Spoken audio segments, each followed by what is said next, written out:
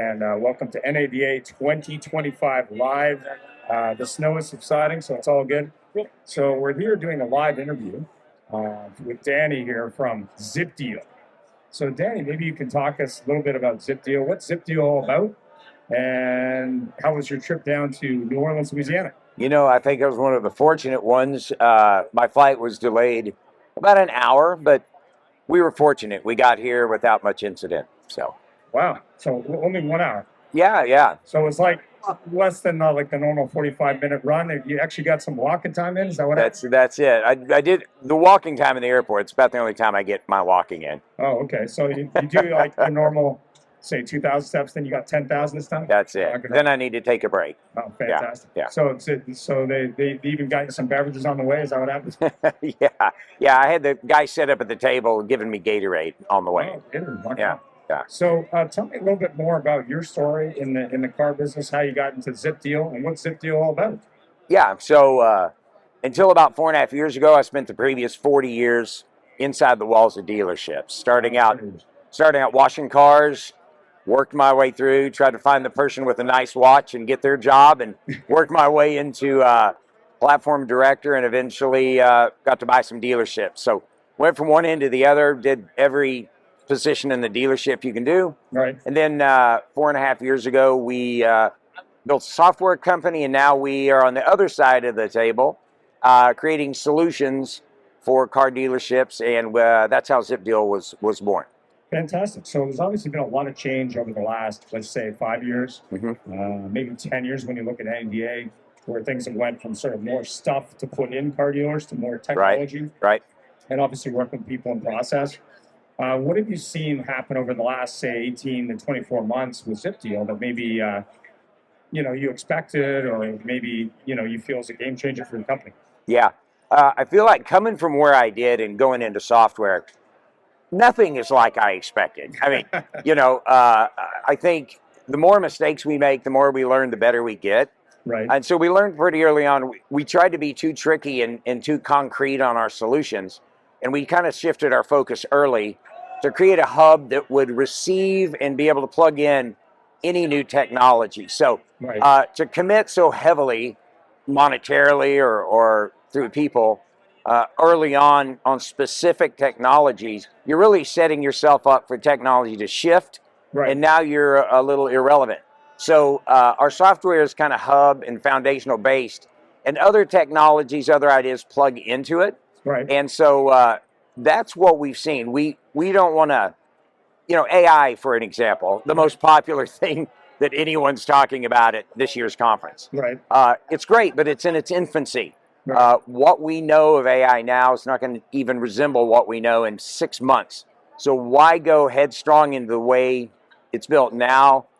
You've got to do the Wayne Gretzky, and you got to skate to where the puck's going to be. And so I think from a company, it's the wise thing for us to do as well. But you asked what ZipDeal is, which probably would be natural me to tell you. It makes just make more sense. But so ZipDeal, we're basically a mobile-based experiential platform that keeps customers at the dealership engaged during the F&I wait.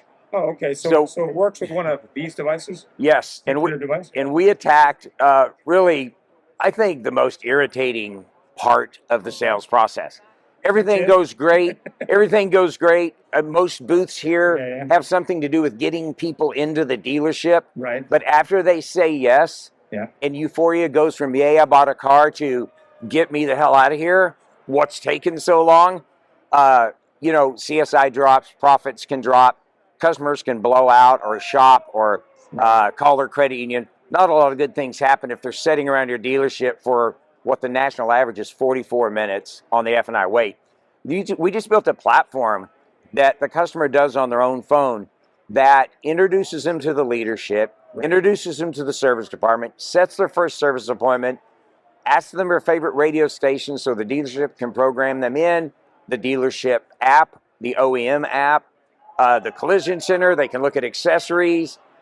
They'll see some pre-F&I videos, some informational videos.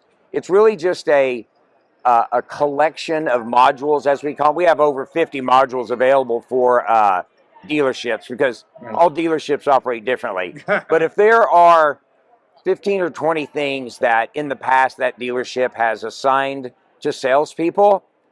Well, there's a newsflash for you, Ian. Salespeople don't always do what they're supposed to do. Really? Have you heard that rumor? So what you're telling me is if you ask a salesman to do 2 or 3 things, they might miss one of those things. Is that what you're saying?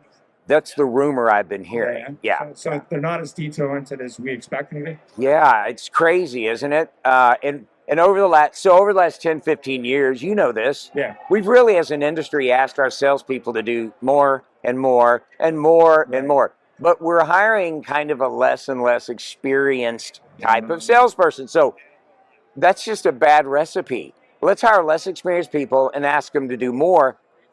They want to sell the car. They're afraid to mess up that beautiful sale, as Tommy Boy put it. In, you know, so they just don't. They're not comfortable being a tech expert and a service expert and a reputation management expert and an app expert. Yes. So we take the heavy lifting off the salesperson. So at a dealership, Ian, you bought a Camry from me, and you normally it's, hey, I'm going to go get your car ready, and you're going to talk to finance in an hour.